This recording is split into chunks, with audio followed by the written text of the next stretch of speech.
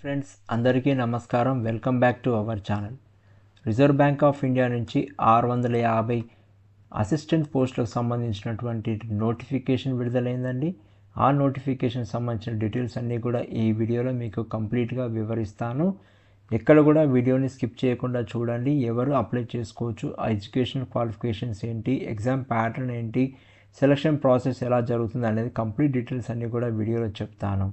ఇక ముందుగా మన ఇంపార్టెంట్ డేట్స్ అనేది చూసుకుంటే అప్లికేషన్ విండో అనేది ఓపెన్ అయింది. ఫిబ్రవరి 16th నాడు ఓపెన్ అయిందండి. మార్చి 8th వరకు లాస్ట్ డేట్ ఉంది.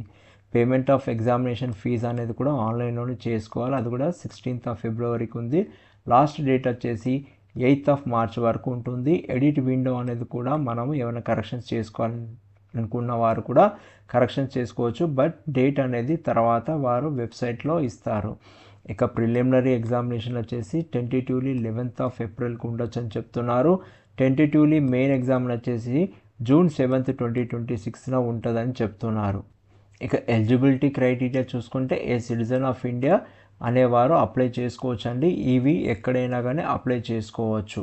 పోస్టులు వచ్చేసి ఏజ్ లిమిట్ చూసుకుంటే క్యాలిక్యులేషన్ వచ్చేసి 1st February 2026 నాటికి క్యాలిక్యులేట్ చేస్తారు. Between age of 20 to 28 years మధ్యలో ఉన్న వారికి ఈ పోస్టులు అనేది క్వాలిఫైడ్ అని చెప్తున్నారు.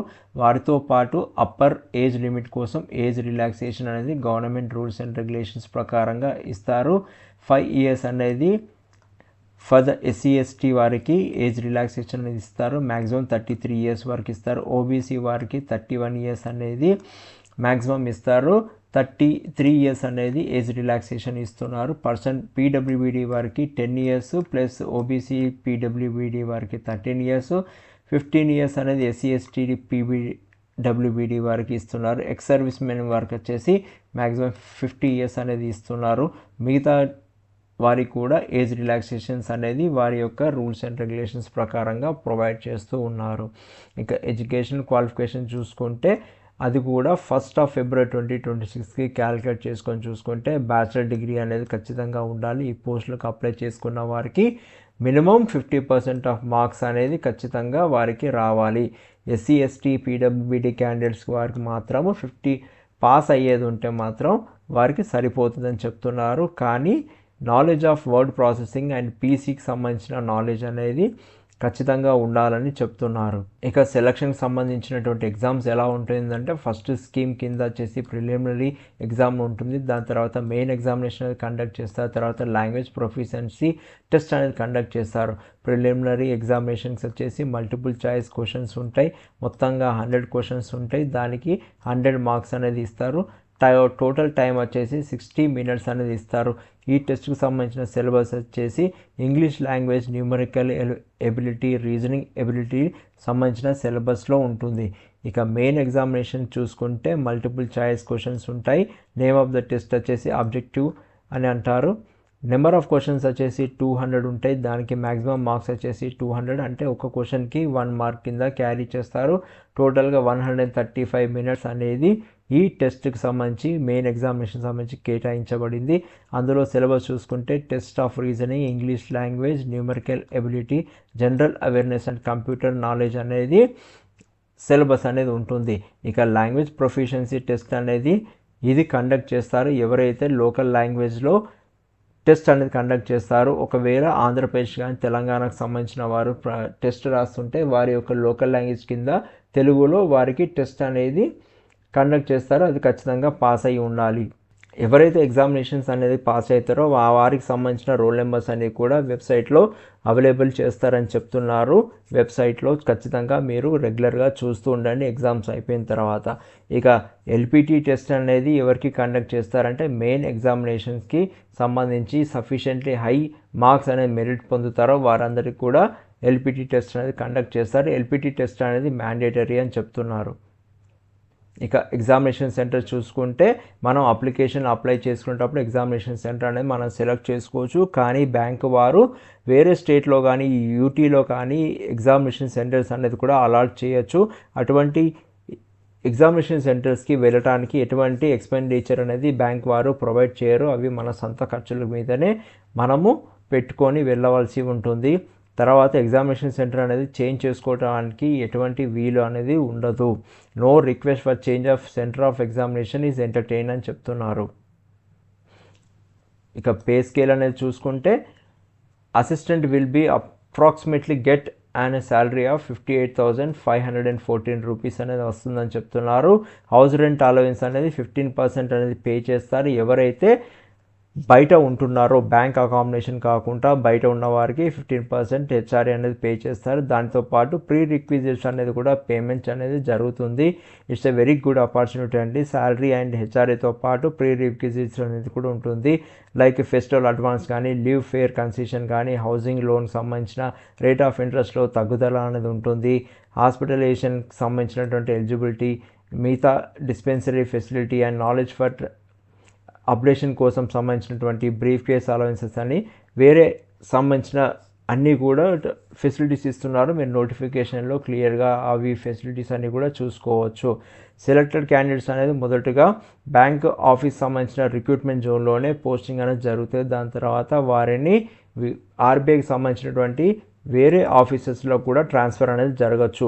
ఈ ట్రాన్స్ఫర్స్ అనేది ఆర్బీఐకి సంబంధించినటువంటి ఈస్ట్, వెస్ట్, నార్త్, సౌత్ జోన్లలో కూడా జరగచ్చు అని చెప్తున్నారు. ఇక్కడ కంప్లీట్గా డీటెయిల్స్ అనేది ఇచ్చారు నోటిఫికేషన్లో, వాటిని మీరు చూసుకోవచ్చు. ఇక ప్రీ ఎగ్జామినేషన్ ట్రైనింగ్ అనేది కూడా ప్రొవైడ్ చేస్తారు. ఎవరికైతే కావాలనుకుంటున్నారో వారు అప్లై చేసుకోవాల్సి వస్తే ప్రీ ఎగ్జామినేషన్ ట్రైనింగ్ కోసం బై March 10, 2026 వరకు అప్లై చేసుకున్న వారికి ప్రీ ఎగ్జామినేషన్ ట్రైనింగ్ అనేది కూడా ప్రొవైడ్ చేస్తారు. ఇక ఎగ్జామినేషన్ ఫీజు అనేది చూసుకుంటే SC, ST, PWBD, ex service men వారికి వచ్చేసి 50 రూపీస్ ప్లస్ 18% GST ఉంటుంది. జనరల్ OBC, EWS వారికి అప్లికేషన్ ఫీజు వచ్చేసి 450 రూపీస్ ప్లస్ 18% GST అనేది ఉంటుంది. ఎవరైతే ఆల్రెడీ వర్కింగ్ స్టాఫ్ ఉంటారో వారికి ఎటువంటి అప్లికేషన్ ఫీజు అనేది ఉండదని చెప్తున్నారు. పేమెంట్ ఆఫ్ ఫీజెస్ వచ్చేసి ఖచ్చితంగా ఆన్లైన్లోనే పేమెంట్ చేయాలని చెప్తున్నారు వారు. ఇక అప్లికేషన్ ప్రొసీజర్ అనేది చూసుకుంటే candidates can apply online only at the link. ఏదైతే లింక్ నోటిఫికేషన్లో ఇచ్చారో ఆ లింక్ని క్లిక్ చేస్తే మనకు ఒక విండో ఓపెన్ అవుతుంది. అక్కడి నుంచి మనం అప్లికేషన్ అనేది సబ్మిషన్ అనేది చేయాలి with completing our all the details అండి. ముందుగా అప్లై చేసుకోవడానికి ముందుగా మనకు ప్రీ రిక్విజిట్స్ ఏమేమి కావాలో అవన్నీ కూడా క్లియర్గా నోటిఫికేషన్లో ఇచ్చారు. Like guide lines for photography ఎలా ఉండాలి, సిగ్నేచర్ ఎలా స్కాన్ చేసుకోవాలి, అప్లోడ్ చేసుకోవాలి అనేది, పర్సనల్ ఈమెయిల్ ఐడి ఏంటి, ఫోన్ నెంబర్ ఏంటి, అవన్నీ కూడా డీటెయిల్స్ అన్నీ ఇచ్చారు. కాబట్టి మీరు నోటిఫికేషన్ ఒకసారి క్లియర్గా చదవాలని కోరుకుంటున్నాను. Candidate satisfying the conditions of eligibility as on February 1కి 2026కి వారు ఇచ్చిన ఎలిజిబిలిటీ క్రైటీరియాస్ అన్నీ సాటిస్ఫై అయిన వారు ఈ లింక్ ద్వారా అప్లై చేసుకోవచ్చు. ఇక మోడ్ ఆఫ్ పేమెంట్ వచ్చేసి అప్లికేషన్ ఫీజుకి వచ్చేసి ఆన్లైన్లోనే పేమెంట్ చేయాలి. అది కూడా డెబిట్ కార్డ్ ద్వారా కానీ, క్రెడిట్ కార్డ్, ఇంటర్నెట్ బ్యాంకింగ్, మిగతా వ్యాలెట్స్తో కూడా పేమెంట్ అనేది చేయొచ్చు అప్లికేషన్ ఫీజు అనేది. ముందుగా చెప్పుకున్నట్టుగా మీకు ఎడిట్ విండో అనేది కూడా ఉంటుంది. కరెక్షన్స్ ఏమైనా చేసుకోవాలనుకుంటే చేసుకోవచ్చు. కానీ ఎడిట్ విండోలో వచ్చేసి మనకు exam centre, father name, mother name and 10th or 12th% సంబంధించిన వారికి మనము ఎడిట్ చేసుకోవడానికి వీలుగా ఉంటుంది. మిగతా ఏవి కూడా కరెక్షన్ చేసుకోవడానికి ఉండదు అని చెప్తున్నారు. కానీ ఎవరైతే కరెక్షన్ చేసుకోవాలనుకుంటున్నారో వారికి ఒక 200 రూపీస్ అనేది ఎక్స్ట్రా ఛార్జ్ అనేది చేయడం జరుగుతుంది. ఇక వారు నోటిఫికేషన్లో క్లియర్గా మనము స్కానింగ్ ఎలా చేసుకోవాలి, ఎంత సైజులో చేసుకోవాలి అండ్ స్టోరేజ్ ఎలా చేయాలి అనేది కూడా మినిమం సైజెస్ అన్నీ కూడా డీటెయిల్గా ఇచ్చారు. అవన్నీ కూడా మీరు నోటిఫికేషన్లో చదువుకొని అప్లై చేసే ముందు రెడీ చేసుకోవాలని కోరుకుంటున్నాను. ఇక ఎగ్జామినేషన్ సెంటర్స్ అనేది చూసుకుంటే హైదరాబాద్లో వచ్చేసి తెలంగాణ ప్లస్ ఆంధ్రప్రదేశ్ సంబంధించినటువంటి లిస్ట్ అనేది కూడా కంప్లీట్గా వాళ్ళు డీటెయిల్స్ అనేది ఇచ్చారు. ఇక్కడ మీరు నోటిఫికేషన్లో అవన్నీ కూడా చెక్ చేసుకోవచ్చు. మీరు ఆన్లైన్లో అప్లికేషన్ ఫిలప్ చేసే టైంలో ఆ నోటిఫికేషన్ సంబంధించినటువంటి ఎగ్జామినేషన్ సెంటర్ని మనం సెలెక్షన్ చేసుకోవచ్చు. ఇక ఎవరైతే ప్రీ ఎగ్జామ్ ట్రైనింగ్కి సంబంధించిన కావాలని కోరుకుంటున్నారో వాటికి సంబంధించిన ఈమెయిల్ ఐడీస్ అనేది కూడా నోటిఫికేషన్లో ఇచ్చారు. ఇక్కడ application for the pre examination training సంబంధించినటువంటి ఫామ్ కూడా ఇచ్చారు. దీన్ని కూడా మీరు రాసేసి ఇచ్చిన ఈమెయిల్ ఐడికి కావాల్సిన అటెస్టేషన్స్ తోటి పంపించవలసిందిగా కోరుకుంటున్నారు. ఇక మోడ్ ఆఫ్ అప్లికేషన్ వచ్చేసి ఓన్లీ ఆన్లైన్లోనే అప్లై చేయాలి. దానికి సంబంధించిన ఆర్బీఐకి సంబంధించిన వెబ్సైట్ అడ్రస్ మరియు ఆన్లైన్ సంబంధించినటువంటి ఫామ్ ఒక లింక్ను నేను డిస్క్రిప్షన్ బాక్స్లో ఇస్తాను. అక్కడ మీరు క్లిక్ చేసుకోవచ్చు. మీరు క్లిక్ చేసుకుంటే మీకు విండో వచ్చేసి ఈ విధంగా ఓపెన్ అవుతుందండి. ఈ విండోలో వచ్చేసి click here for new registration అనేది క్లిక్ చేసుకోవచ్చు. ఆల్రెడీ ఎవరైతే రిజిస్ట్రేషన్ చేసుకున్నారో వారు ఇక్కడ క్లిక్ చేసుకొని కూడా డీటెయిల్స్ ఏమైనా ఉంటే వారు ఫిలప్ చేసుకోవచ్చు. ఒకవేళ మనం click here for new candidates అయ్యేది ఉంటే దాన్ని క్లిక్ చేస్తే ఇలా దానికి సంబంధించిన డీటెయిల్స్ అన్నీ కూడా మనం ఫిలప్ చేయొచ్చు. చాలా ఈజీగా ఉంటుంది. ఆ ఫిలప్ చేసిన తర్వాత మీరు సేవ్ అండ్ నెక్స్ట్ చేసుకున్న తర్వాత మనం సబ్మిషన్ అనేది చేసుకోవచ్చు. ఇక నెంబర్ ఆఫ్ వేకెన్సీస్ చూసుకుంటే తెలంగాణ అండ్ ఆంధ్రప్రదేశ్ వరకు సంబంధించి హైదరాబాద్ డివిజన్కి వచ్చేసి మొత్తంగా 11 పోస్టులు ఉన్నాయండి. వీటికి అప్లై చేసుకోవచ్చు. ఇక ఎవరైతే ఎలిజిబుల్ క్యాండిడేట్స్ ఉన్నారో, జాబ్ ఆస్పిరెంట్స్ ఉన్నారో వారందరికీ కూడా నా యొక్క ఆల్ ద బెస్ట్ అండి. ఈ వీడియో కనుక మీకు నచ్చినట్టయితే ఖచ్చితంగా లైక్ చేయండి, షేర్ చేయండి and me friends and family members తోటి ఖచ్చితంగా షేర్ చేయాలని కోరుకుంటున్నాను. ఇక ఎవరైనా క్వేరీస్ ఉండేది ఉంటే కామెంట్ సెక్షన్లో మీరు క్వేరీస్ ఇస్తే నేను ఖచ్చితంగా రిప్లై చేస్తాను. Thank you, all the best.